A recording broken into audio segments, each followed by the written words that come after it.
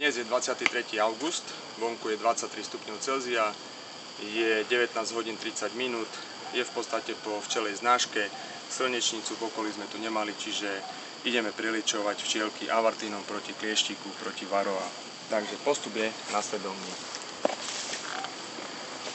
Pre istotu si zoberieme aj bundu, keby náhodou, že nejaké vyleteli, aby sme nedostali žihadielko. Takže ideme priliečovať, ešte raz opakujem, avartínom. Sú to pasíky, ktoré si pripravíme nasledovným spôsobom.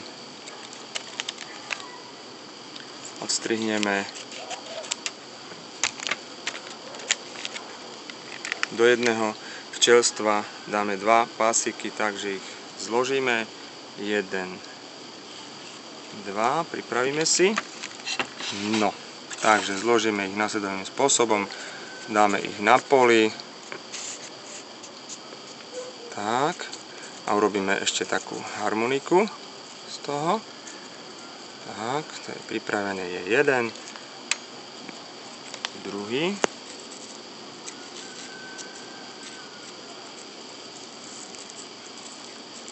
tak, je pripravený, aj druhý pásik. Dobre, teraz, keďže sa jedná o to, aby ten klieštik zo včielok spadol, musíme zatvoriť jednak letáč, jednak letáčové otvory. Takže pozrieme sa vpredu, či bude problém zatvoriť letáč. Do včielky už nelietajú.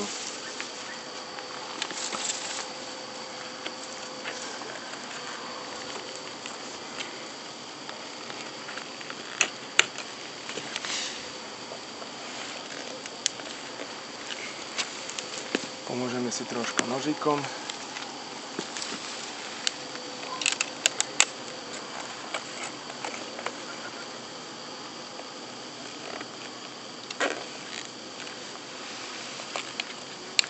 Už sú kľudné, je večer. Ale samozrejme, že dým nemajú radi, takže toto ich určite bude vyrušovať.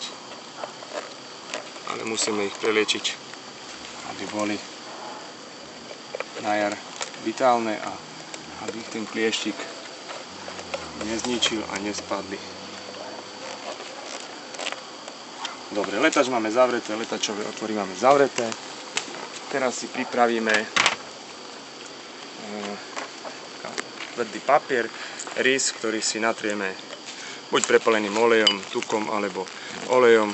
A je to z dôvodu toho, aby sme vedeli potom, keď nám nejaký klieštik spadne, spočítať, klieštik sa pekne prilepí a nebude sa pohybovať.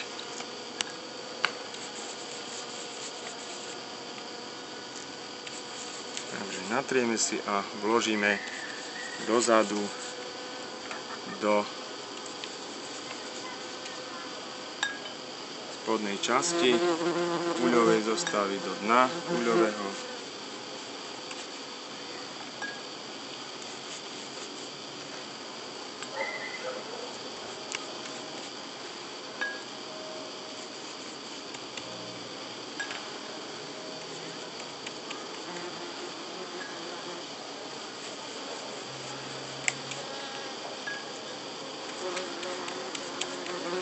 Tak, výkres máme pripravený, môžeme to vložiť zozadu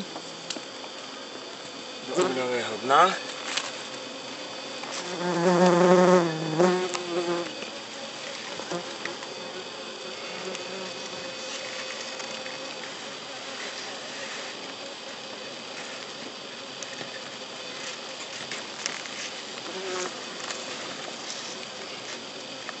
Vyletela nám jedna včielka, nespokojná. Dobre, no a pripravíme si tie pasiky. Takže zoberieme sviečku, máme pripravené. Tie pasiky sme vložili do viečka od nejakej konzervy alebo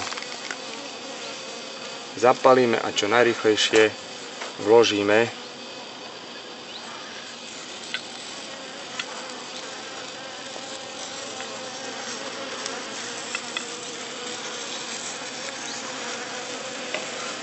dnu.